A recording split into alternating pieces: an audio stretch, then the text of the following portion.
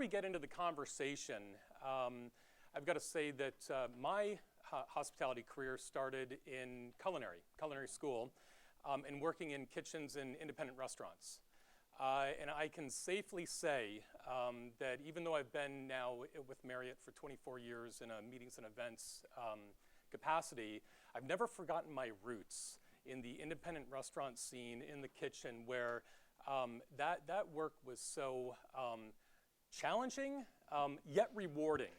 And I always go back to that as kind of a mainstay for me. So the conversation is not about me, it's about you. So I want to get into some questions for you, and we'll drive the conversation from there. But first, you have a very diverse background. I mean, super diverse. So degree from Yale, degree from Georgetown University Law Center, U.S. Army Corps, and in politics. So I'm reading his bio before, and I'm like, and now in this highly successful restaurant group.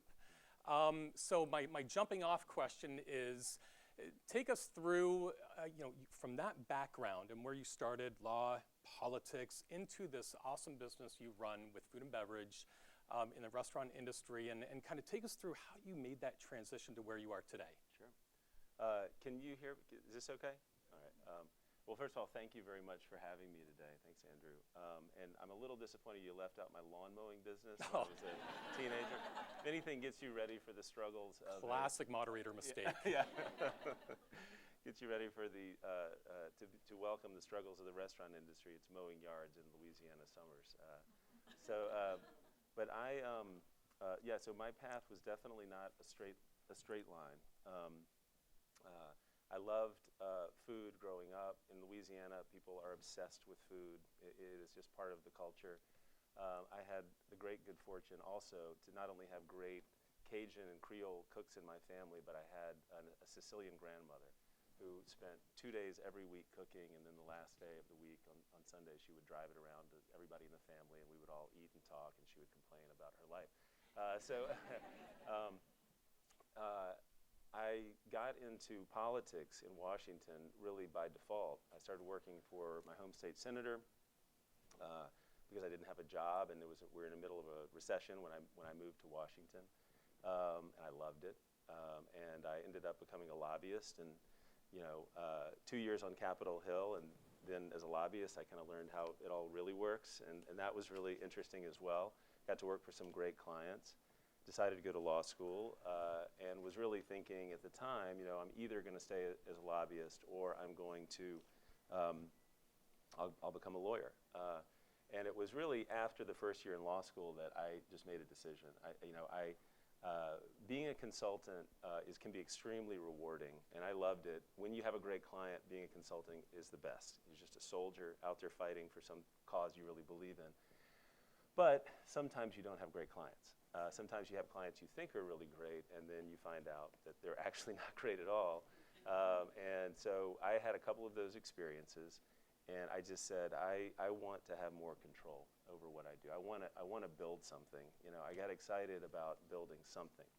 And so the first restaurant was the Evening Star Cafe.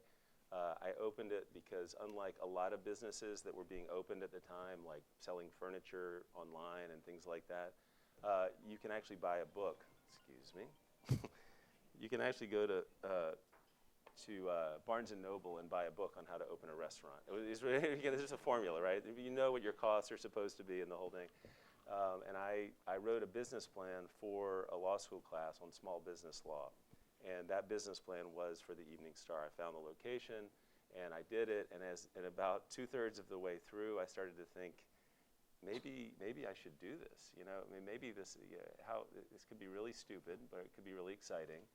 And I didn't want to keep going to school. I didn't want to go get an MBA, but I thought, I'm going to learn about business by doing it, which in retrospect was incredibly stupid. But I had no idea how badly that could have gone.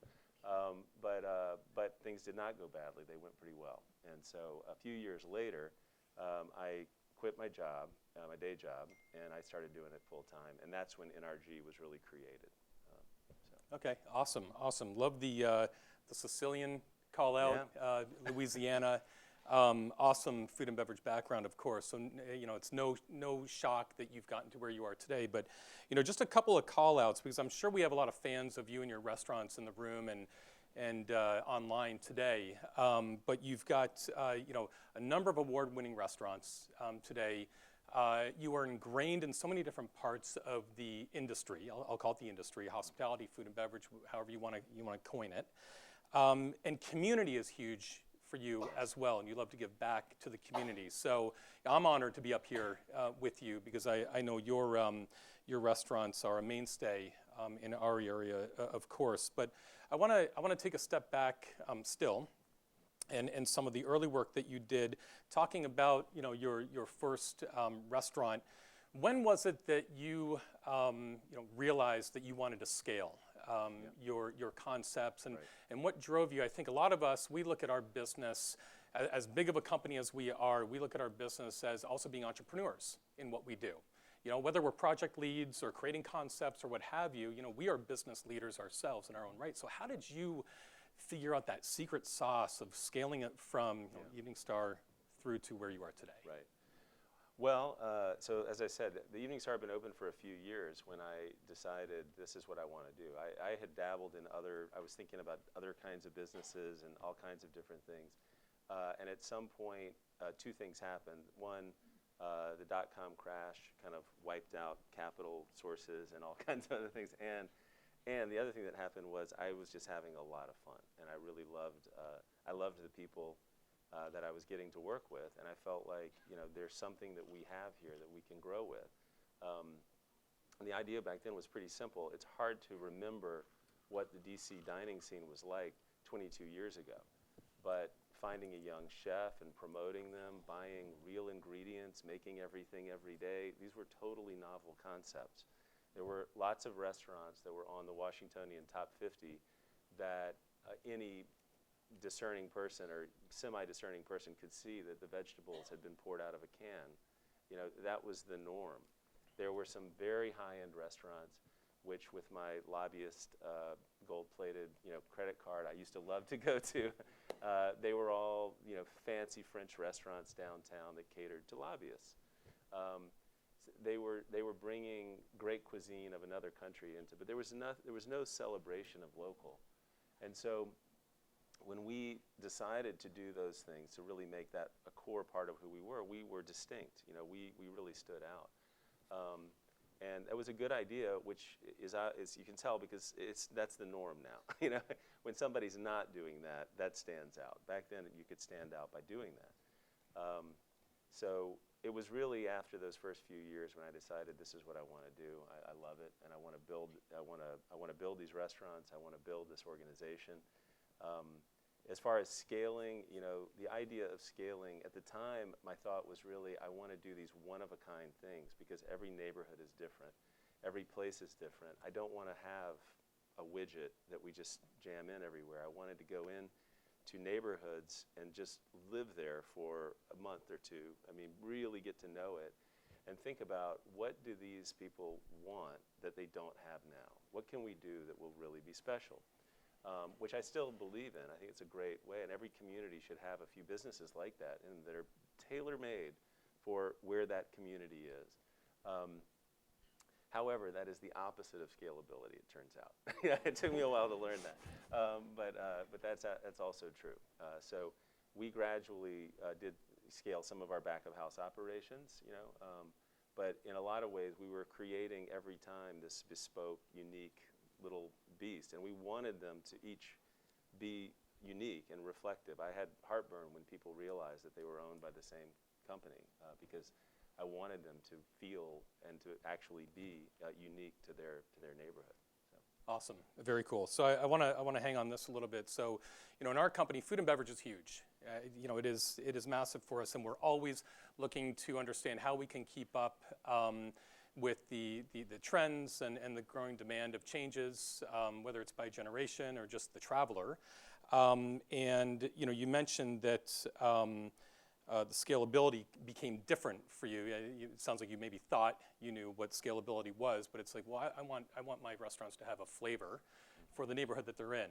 And we're, we seek in our hotels to have our restaurants have a character that's not just a hotel restaurant. So talk to us a little bit about, I'm going to get uber focused on the food and beverage business just for a second, but what influencers did you come across in your journey, or what did you use as maybe inspiration that really fired you up to say, you know what, I want this, this neighborhood vibe throughout, and that's what I'm going to hang my hat on. Yeah. How did you actually land on that? That's a good question. I think that first experience of the Evening Star is so pivotal for me because Delray, I lived there. First of all, it was. I mean, I created a bar I could walk home from in my own neighborhood. Which was great. Brilliant. Yeah. Why aren't we all doing this? Sorry, Uber? No. Right. Walking. Exactly.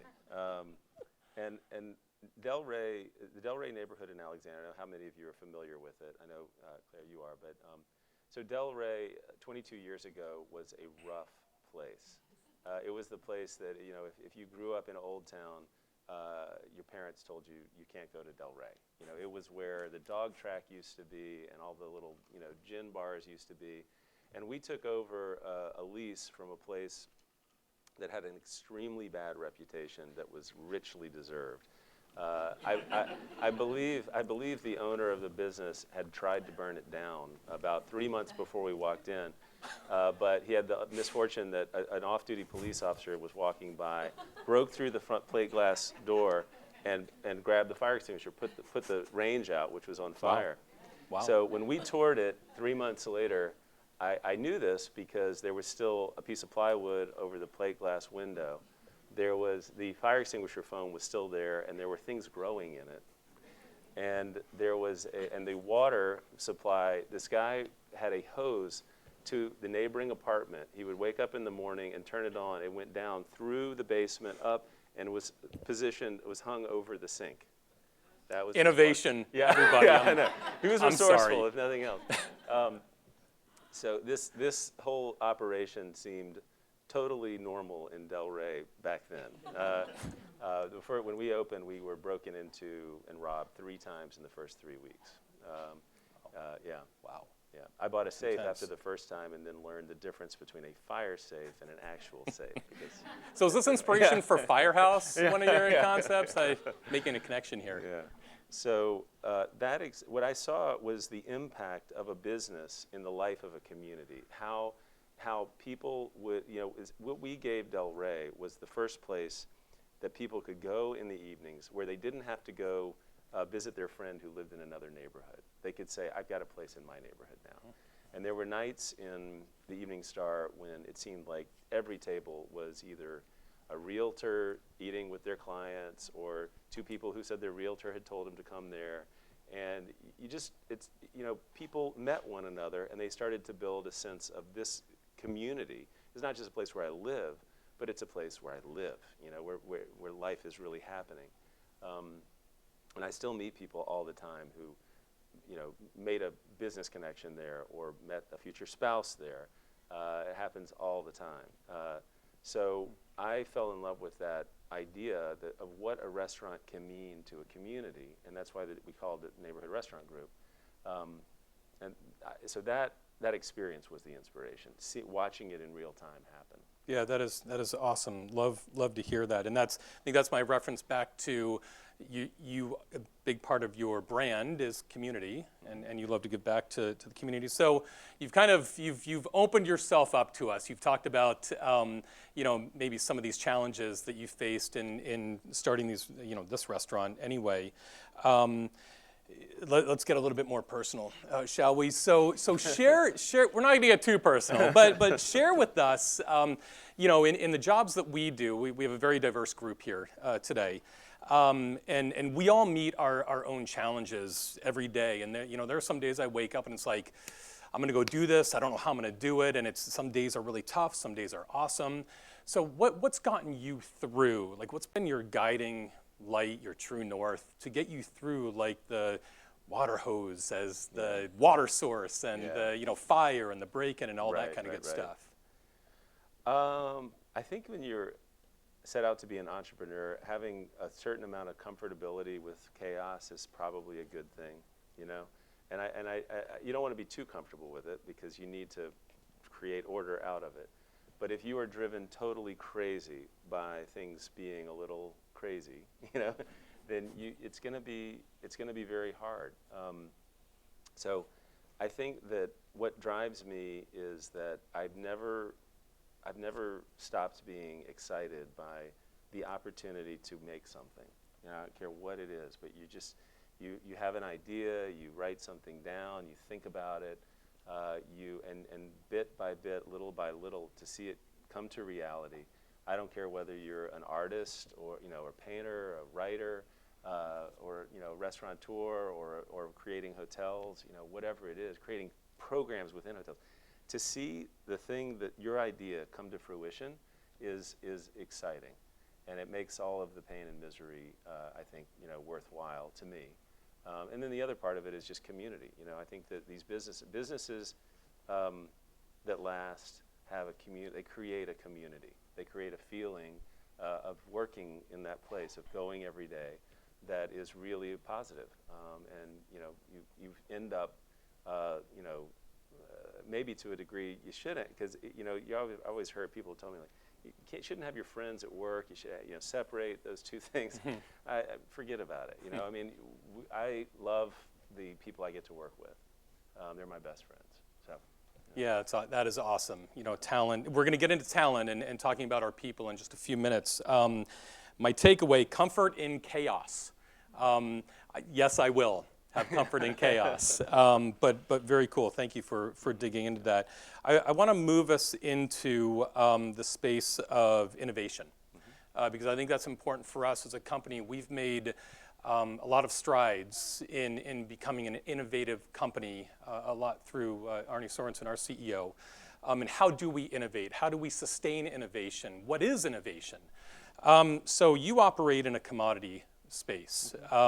So tell us, jumping off question, tell us about how you innovate in this commodity space. Yeah. I'll let you take it wherever you want to go with it. Sure. Yeah, no, I think it is a commodity space in the sense that, you know, food is a commodity. These experiences on some level are a commodity. People, you know, people can, they have so many choices in this city, more every day.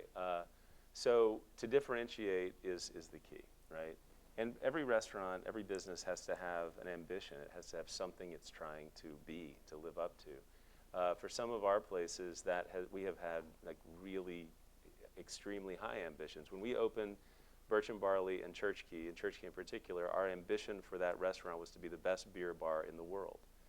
And we studied beer bars all over the world to try to understand what we would have to do in order to do that. And we learned that, you know, there's a reason that other people don't do those things, because they're hard. they cut into the profit margin. I had an interesting conversation with the people from the Four Seasons, okay, who were interested, I think, in Birch and Barley. This was years ago, and it was a great conversation until we got down to the part of what our margin is on our beer. And I told him, and I said, what? That's shocking. Yeah. So I think that innovating, we have to always remember, you know, in our business, that the food that everybody is fixated on, the food that people write about, all of that, it's extremely important, and the beverage. But those are sort of emblems of, they're the takeaways from an experience, right? I mean, this is what everything is about an experience. It's what happens from the moment you think about maybe going there and pick up the phone or go to the website, to the moment you walk through. What does it feel like to be there? And we are all affected by our surroundings in ways that we're aware of and in ways we're not aware of. So when we think about these places, we create the ambition of that business. Maybe it's just to be the best neighborhood restaurant in, you know, a 10-block radius. That might be enough, you know, for that business. But what are the indicators, the things that we will point to say, we know we nailed it because we did those things? And then what does it feel like? You know, there's an intangible aspect to being in a place, to being served there, to eating there, to drinking there. And we have to pay attention to every one of those little details and assume that other people will notice them on some level. Okay. So I think that, we can talk, I do think that there are certain moments, and we are in one in DC, I believe, where innovation has to, there's a greater imperative for innovation. Industries innovate, somebody does something really smart that works, and then the reward is that everybody starts doing that thing. And when everybody starts doing that thing and more people start doing that thing, then, to use the phrase of a recent business book, you get into the red ocean, right? It's like there's so many sharks in there. They're just, and how do you know that's happening? You start talking about discounts, at least in my business. Somebody in the company raises their hand and says, what if we do half-price wine night on Mondays? And I say, okay, wait a second. We're not going to do that. But Let's be clear. yeah. But I will say that we used to never do happy hours. We just wouldn't do it, we might offer something special, but we definitely wouldn't offer a special price. We have a lot of happy hours now, and that has happened over the last few years. And the reason is because our customers have told us definitively, we will not come to your restaurant during these hours if you don't do something. So this market has changed. And what that means to me is that there is a great imperative for innovation right now, huge, in the food and beverage industry in general, in this market in particular. And so we've done a lot of thinking over the last 2 years about where we want to go in relation to that, which we can talk about later. Yeah, let's talk about it now. Okay. How about that? And I want to connect it to relevancy Yeah. as well. And how do you stay relevant? We in our business, we are always trying to understand the future traveler, the next generation of traveler, and how do we attract them, and what do we do for them? So what's your approach? Talk to us a little bit about that. Well, I think we started a couple of years ago. We realized we opened several restaurants at a moment in time in the city's history a couple of years ago when everything just sort of hit that that point. I feel like the talent pool got extremely shallow. We reached a point where the number of seats, the competition on the basis of price, everything just got so ferocious that we really had to say, look, either we just sit back and wait for the shakeout and then maybe think about growing down the road, or we have to come up with something different. One thing that I'm not that interested in is sort of taking a concept, like a fast casual concept, and just streamlining the heck out of it and stamping it out. That is a great way to make money in this industry. I've had to grapple with the fact that that's one way that you can make this business make sense financially. But I haven't been that interested in it. We like doing lots of things. We like working with really talented people. We like the creative part of it. So I've been very interested in markets and food halls for a long time, before they were called food halls. We tried to do something out at the wharf before that was called the Wharf. We tried to get them, and they never gave us the deal that we really wanted. But I'm very interested in that genre, and that's really what we've looked at.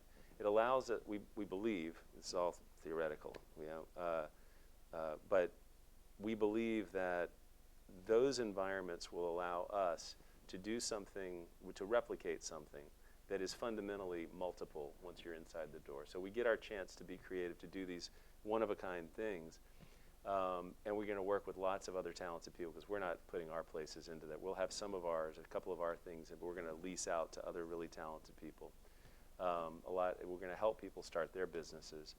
And I believe that food halls are in like the third inning of where they can actually get to. I think that there's a way that they can evolve as a hospitality environment, as opposed to just a place where you have a range of fast casual food.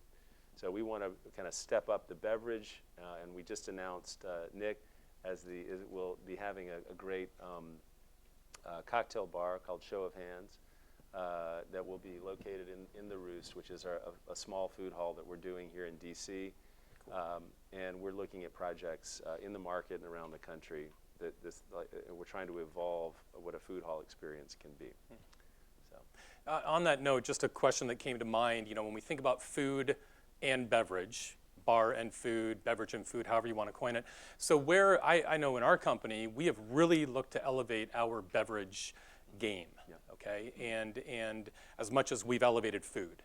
So how do you, and Nick's in the room, great cocktail, a mocktail, non-alc here, love the time in it, very nice. But with Nick's expertise here, so how are you elevating your game further, outside of this example, with beverage? Sure.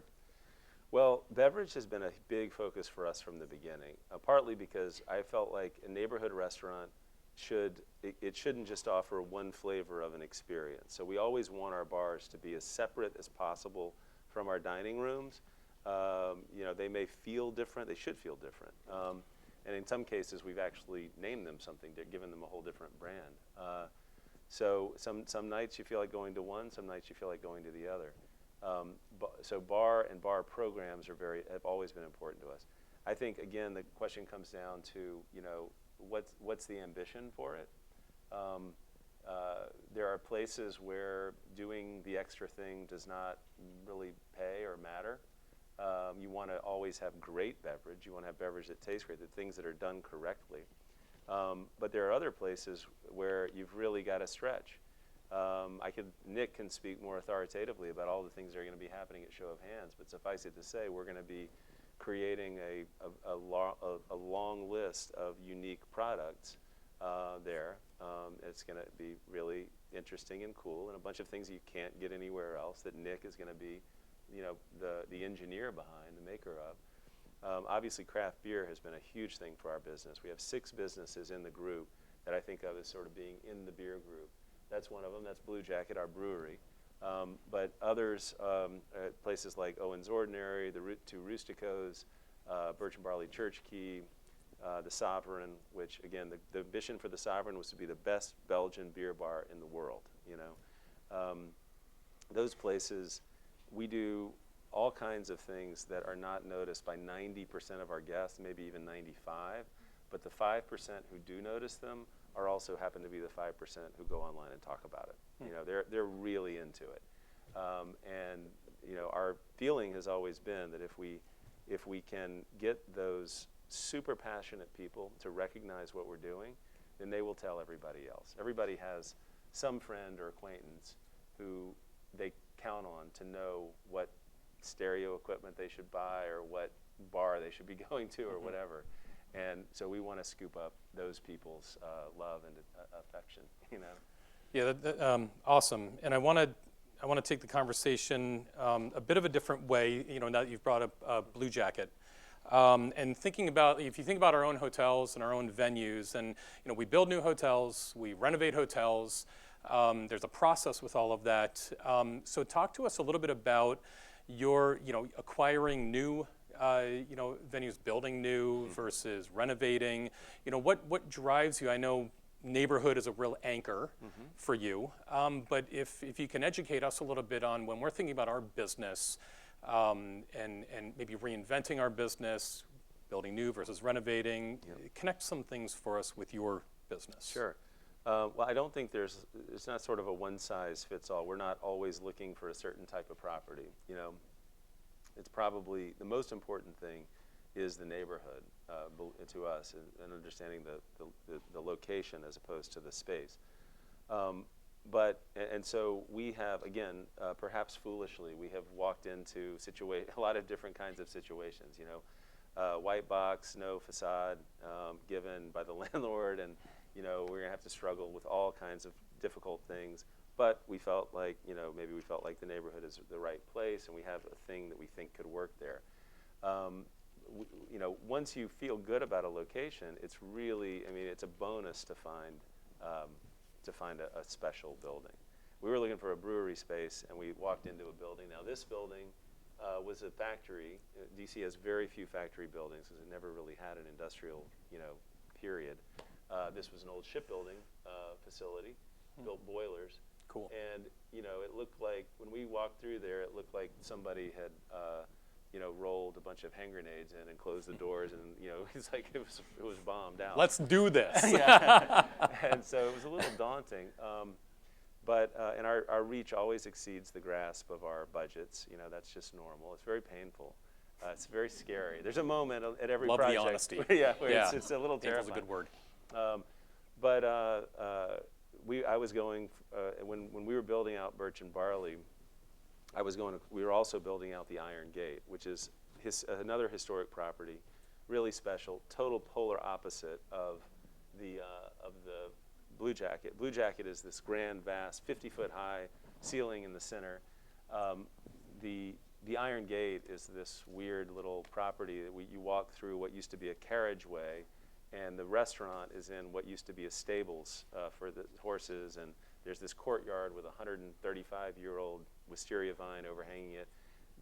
It's history in a city that is most of DC's history is monumental history. This is a very small idiosyncratic. You feel like you've walked through a time warp, you know, into New Orleans or somewhere in Europe. Cool. There is no one-size-fits-all. I think you have to really understand what the opportunities are. You need to leave something visual, something experiential that stays with people. So when they leave, they remember that, they think about it, and they associate it with a certain experience. Cool, cool. Blue Jacket, Iron Gate, who's been to these venues? Good show of hands. Love the show of hands. Some clapping too. Yeah, super awesome. Love the reclaimed look and feel too. I want to, so we don't miss this opportunity based on time. So thank you for the insights. Trying to connect some things back to our business, our company. I want to talk about talent. You know, in our business, you know, we're in the business of people. You know, no matter what job we do, we're in the business of people. So I just know from being in the industry, you know, driving talent, attracting talent, developing talent, and retaining talent is difficult. Let's just be clear.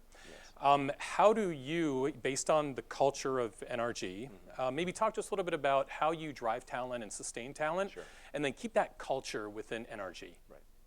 Well, it's hard in doing, you know, what are, for all intents and purposes, independent, one-of-a-kind restaurants. The hard reality is that we can't always win. We can't always win with money, with a paycheck. You know, we're just not usually in a position where we can do that. You know, if people really want to just make an extra 10,000 or something, they can probably find a different kind of restaurant group where they might be able to do that. You know, luckily, I think that most people are not driven, you know, by that. That is not their major concern. So what we offer is a situation where people's voice will be heard. We want everybody to be involved in every decision, where people can have real say-so over the way their day rolls out. We are not looking for people to turn screws in our widget. We are looking for people to build the widget and rebuild it every day. And that's hard, but it's exciting. And I think when people feel like they are charting their own course in a way, obviously with some guardrails, you know, but when they're charting their own course, when they are feel responsible and accountable for what they're doing, when they're engaged and involved and their opinion matters for creative decisions, they get to make something in their job, then, you know, that's really rewarding. And you know, we have been, I think we've been extremely successful over time attracting and retaining great people, especially in the kitchen and, you know, positions like Nick's, for those reasons, because we have really said, we're going to grow this company, and then you are going to be critical and important within that. So. To get a little tactical on that, and maybe some takeaways for the group here, how are you doing that? Like, give us an example of, because I think about our own hotels, we have stand-up meetings, we have pre-shift meetings, you know, there's communications go out through our company that drives culture and value. Sure. What are some of those golden nuggets you have in your company you could share with us? Well, I think that, you know, we have a management company that works for all of the businesses, and within that we have something called the leadership team. We meet every 2 weeks. And the leadership team is, everybody in that meeting is really driving a department. But when we walk into those meetings, they take the hat off of their department, and they weigh in on everything. They weigh on anything. What do we want? I mean, it's incredibly frustrating when we're trying to name stuff. We're going through that right now. It's so hard, you know. but it's fun, and I think it is better than the alternative. I do think that being responsible for those kind of decisions can be a little frustrating for people. Sometimes people just want to be told what to do. Being really clear about what the expectations are is a very important part of this as well.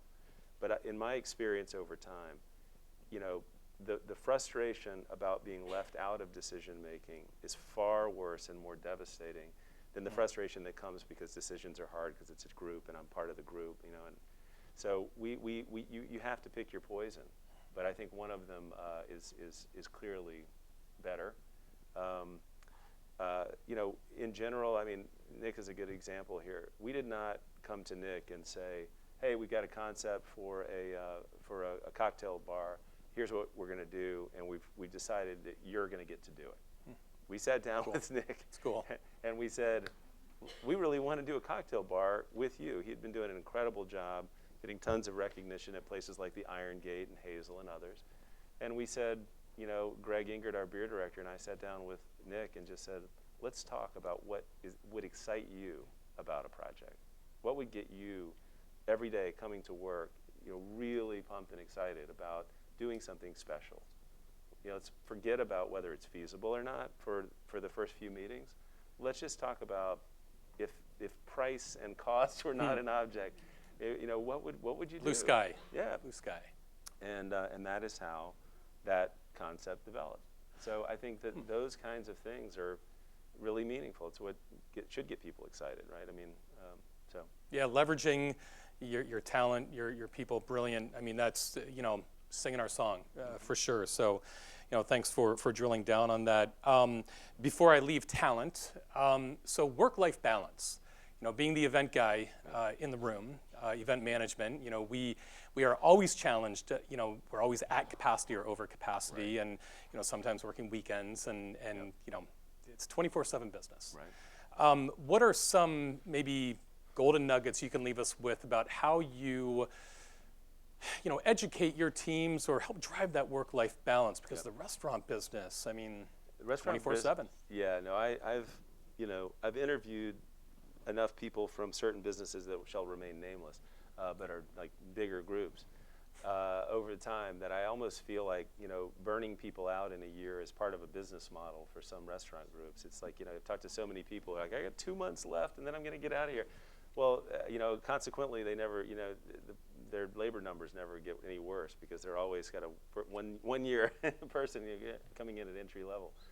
I had a very memorable lesson on this front in the restaurant business. Remember, we got into this, we had no idea what we were doing. We had a great manager at one point who was great in a lot of ways, but one way was that his work ethic was off the charts. He got there before everybody else, he left after everybody else, he was really, and my reaction was, this is fantastic, he cares as much as I do, this is great. And 6 months later, he quit. And I, what happened? He said, well, I just got burned out. I said, well, we told you didn't have to do all of that, but it was a real lesson. Even the best people, sometimes the very best people, will make decisions that are really not sustainable. And so we decided a long time ago, look, we're going to get old in this business, we hope, and we want people who are with us for the long term. So we have to look at what are all of the things, what burns people out. If you're a manager and you have kids, then you can't be at the restaurant until 2 in the morning. We're going to we're going to train bartenders to close. We're going to let you get out at a reasonable hour. If you are, if you've got a spouse who's not in the industry, I don't know which is worse, having one in or out, but either way, It's a whole nother speaker series. Yeah, it is. That is. Table that. That is, yeah. But if you, it's hard in our industry. Everything happens on the weekend. Our weekend is Monday, Tuesday. Our fun can't happen in the evening because we're working in the evening when everybody else is having fun. Allowing flexibility with schedule, encouraging flexibility with schedule, watching out for people who may be, burning themselves out, getting themselves in a tough position, and telling them, no, you can't do that. I've had to do that on countless occasions. to say, hey, your labor costs are great, but you're doing this the wrong way. You can't keep doing this. Can't sustain it. Yep. Yeah. We really try to let everybody know, if you've got a problem or an issue, you got to come talk to us. And I don't care, I really don't care whether people are there at any given time. It's very hard to accomplish certain things in the restaurant business without being there, right? I mean, but aside from those things, I want the job to be done. I want the workplace to be phenomenal. I want guests to be happy. My phone number. I do want to kick into some Q&A. Before I do that, though, we've heard about Food Hall, Food Hall, and the show of hands. Show of hands. Show of hands. Cocktail bar, yeah. What is, at a very high level, what's next for NRG? Well, I think that we're going to move out of market. We have a project that is going to happen in New York. We're doing a bar in a food hall that this food hall will ultimately be about almost twice the size of Chelsea Market. Wow. It's on the Lower East Side. Awesome. It's called the Market Line, and the Essex Market is above it. And I think we're the only vendor who is not from New York. So they did a great job of just bringing in some of the coolest people from the Lower East Side specifically. But they went out for a look for somebody to do the beer bar. And so we're going to do a great beer bar there. And we're also partnering with a young chef who only does pizza. It's very scary to go into New York and do pizza. Right? Yeah. Oh my God. Yes. Yeah. But we're going to do a pizza joint with him. And then we're looking at other food hall type projects. And when I say food hall, I just mean multi-tenants, a flexible environment, interesting culinary and beverage things, lots of programming happening all the time, lots of events. Cool. And a new service model around that. So we're looking at projects potentially in Charleston, Philly, New York, wow. New Awesome. Orleans. Very cool. So we'll see, but that's what we're looking at right now. Well, you've got some chops in the industry for sure, so it's no surprise that you're branching out for sure. So certainly, wish you luck, and we'll join all of those venues in the future. Let's get some Q&A going. So I know we have a couple of handheld mics. Wow, I see. Wow, good, awesome questions. Do we have a mic handheld? That's okay. I'll try and speak loud. Yeah, sure. All good. When you think about the digital presence of your websites and of your restaurants, and talk to me about what your philosophy is on what you think about when you're thinking about the website presence or the restaurant reservations, like how a guest does that online. Right. And then as a part two, food delivery is really taking off with Grubhub and those with DoorDash. Yeah. What's your take on those for your restaurants?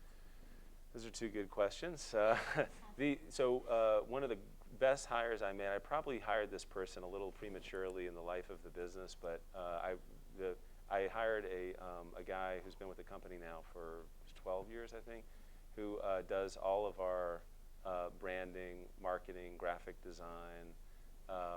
He's prolific. He's really talented. So I think, it maybe sounds a little silly, but it should look cool.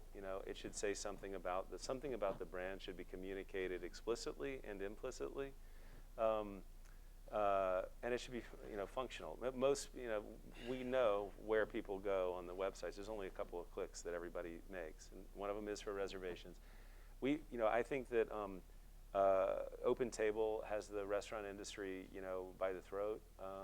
And it's one of many, many new tools that are constantly being introduced to help run the business, but which also take little chunks out of the revenue, the net revenue. But we've tried other things and it hasn't really worked out. I really think that the future of it, if I had to say, is going to be probably some sort of AI chat function that is going to allow people in every retail environment that I've seen. When that is, we see it every year around the holiday season. More, businesses are doing this, and I've seen some statistics on the increase of sales when these things are done. It's astronomical. So that we've been talking to a company, and we're going to start moving in that direction. And the other question. Grubhub and DoorDash suck. No, just kidding. We're getting real. Yeah. It's all right. Don't leave. No, just kidding. No, It's very, these businesses are, it is great. I mean, it's great, right? It's great to be that we can sit in our homes, and have, watch any show ever made, any movie ever made, listen to any music ever made, and have every food brought to our door. It's wonderful. But it is a... And gain weight. Yeah. Okay. But it is a 25 to 30% charge, and they will not, in general, allow you to adjust pricing. So it comes out of the margin, and it's very hard. When we think about, I've tried to explain this to landlords. Like if you give me a certain type of deal, what you're really saying is you can't buy the kind of food you really want to buy. You can't buy the kind of drinks. You have to charge. You got to run to the very middle of the target, right? And frankly, that business is going to look like the business that the project across the street has and every other one. So if you give me more flexibility, I will do something that will make everything above this level of your project worth a lot more. But you got to give me the flexibility because I'm fighting over a tiny margin, So I think those businesses are, I think it's going to evolve. I think that we're going to get past that. Delivery is a commodity. It will become a commodity. We don't need to have DoorDash do it. I mean, you can have anybody deliver it, right? And so I think that that's going to affect the margin, and eventually it's going to get more efficient. But in the meantime, every restaurant is faced with this terrible dilemma. Do we accept this charge? We kind of have to, or do you just say, I'm going to sit on the sidelines? So it's a tough choice. Cool. Thank you. I saw a couple hands back here. Yes, over here on my right. Thank you. Hi. As a marketer and a writer, I'm fascinated with the concept of starting with nothing but a blank slate and an idea on a page, and then seeing where that can go, and then giving people something that they didn't know that they needed. Right. You mentioned that you had talked to people to find out what they wanted in their neighborhoods. What was your process? Was it focus groups? Was it talking to people in your inside and outside network? I've only done one focus group, although our marketing team is starting to do more of that now. And it was an incredibly valuable experience that I then, for some reason, didn't repeat for like 10 years, I don't know. But I think, no, it's much more loose and organic than that. It's much more, it's just, I would usually start off, just go walk around, see where people are hanging out, be in those places. Be there at different times of day, look at the kinds of people who are there, see what they're ordering at the coffee shop, and what are they, you kind of, it's a little spying, but you're kind of listening to what are people talking about, If you can get a bartender to talk, you can learn a lot about what's happening, So there's no, I think there's no formula. I think that it's really more of just an act of extreme empathy, really trying to consciously put yourself into the shoes of the people who are there. And what would you feel about it? What do they seem to be doing? You're really trying to sympathize and empathize. Thank you. Great Cool. nugget. So, so right in front here. Thank you for taking the time to come speak with us. So I wanted to ask, with the combined factors of low unemployment and calls for rising minimum wage, in addition to, as you said before, really tough margins in the restaurant industry, how do you anticipate the industry evolving and responding to these factors? Yep. Well, and let's say not just the calls for the rising minimum wage. DC is, we're going up to $15. So I think this year we're at $13.70. Thank you. Yeah. Subject matter experts in the audience, yes. So, of course, we didn't pay anybody actual minimum wage. I think our minimum was like $11.50 or $12 a few years ago when all that started. And we supported raising the minimum wage. And I'm on the board of the Restaurant Association, and the Restaurant Association was not in support. But I don't mean to say that, but there were people in the organization who felt like their businesses could not really function. But I didn't feel that way, and I felt like it needed to go up. $15 is hard, and it is going to be hard. On the other hand, I think it affects the margins, but we can deal with it. The bigger issue is if the tipped minimum goes through, which has happened in some jurisdictions around the country.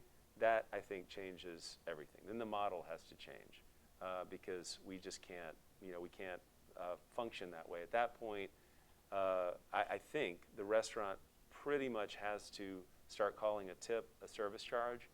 The house then takes it and distributes it, which would go partly to back of house employees, which would be great, partly to front of house.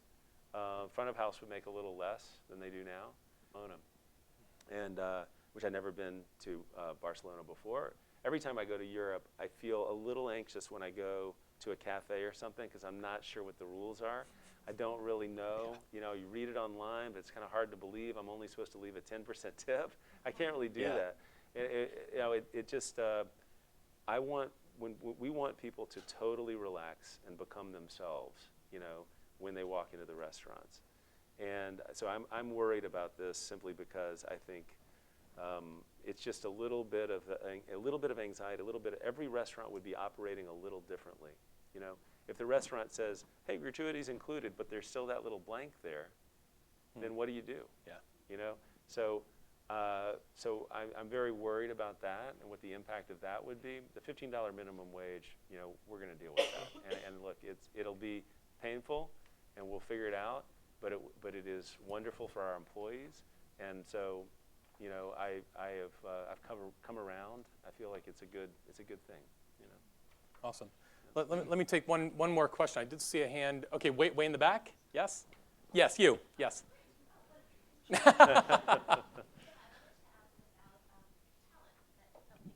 I wanted to ask about talent. So I was wondering if you have ever interviewed someone like a chef or a bartender, someone like an artisan coming from the hospitality industry, and did they ever share with you any pain points that they had experienced, like with us? Oh, that's a good question. I've interviewed plenty of people who have come out of hotels. I feel like I've seen a lot of people jump back and forth. I think that what you hear in our industry about hotels is that there's more structure than a lot of people, and I'm thinking specifically about people in the kitchen. There's more structure. There's more reporting requirements. I'll tell you that anybody who I've ever interviewed who is, and nothing saying no, get away from, in my experience. But I think that's probably the biggest thing, is just that we're always trying to implement more systems, have better accountability for numbers and things like that, and inventory systems and all that. But we're infants compared to, I think, what most hotels do and how rigorous the systems are. So a lot of people who end up in kitchens are not naturally predisposed to be great at sitting in front of a computer and really making all the numbers balance out. Right here, baby. Yeah. So that can be, I think, for some people getting into those jobs, that can be a bit of a shock. I hear about a lot of meetings, that they didn't have to go to as many meetings, and now they have a lot of meetings. But I think, but in general, I feel like we don't have any businesses in hotels. I said it's something that we're definitely thinking about right now. But I think it feels to me like there are some people who are just much happier in those environments, and there are other people who probably want to be a little bit more in the Wild West. And most restaurants, most independent restaurants are the Wild West. They're sort of, you're steering your ship kind of like this. It's like, if you miss by 20 miles, that's close enough. So that's the reality. We're always trying to do better, but Awesome. Thank you. All right, before I give Michael the final word, we have two giveaways, which are beverage related. So I'm calling on my new friend, Nick. Nick, you're going to watch for the first hand. I don't want to be the guy to choose who's raising their hand first. So I got two questions here. We'll see how well you did listening. Nick, you ready? Ready. Excellent. Are you ready? You ready? I don't know what I'm ready. Yeah. Yeah. Hopefully he knows the answer. Okay, what was the name of Michael's first restaurant? The lady in the yellow shirt right there. Evening Star. That is right. Yes. That is alcohol. All right, just to be clear, that is alcohol. Yeah, that's We just passed noon, and we're sitting in our big boy chairs, and we have alcohol to give away. Next question, maybe not so easy, and thank you, Claire, for these. So what state did Michael run his first lawnmower business in? The gentleman in the red shirt. Yeah, red shirt. Yeah, wow, that, Yeah. you guys, yeah, right here. Again, alcohol. Drink responsibly, open a bar next door to your house, walk home. That's apparently what I took away.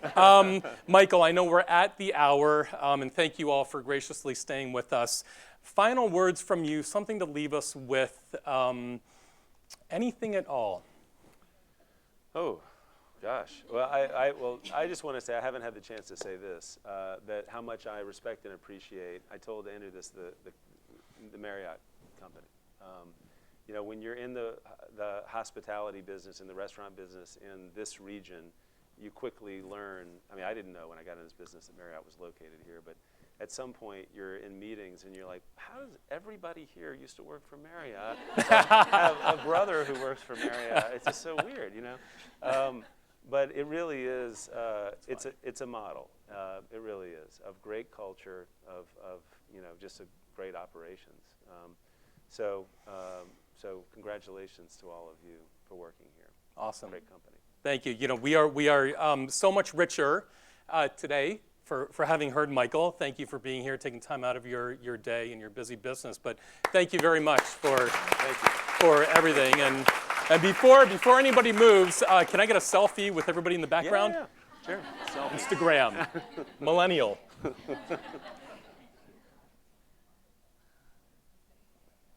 Awesome. Thank you all. Have a great rest of the day. Thanks for being here. Thank you. Thank you. That's awesome. Michael, thank you. Oh, yeah. Very cool. Great, Andy. Yeah, Thank you very yeah. much. No, It's very my cool. pleasure. Whoa! Didn't even have to answer trivia That is questions. awesome. That is awesome. For the cat person in Yeah. your life. Yeah. I have a cat. Yeah, there you go. I'm not going to lie to you. Awesome. That's terrific.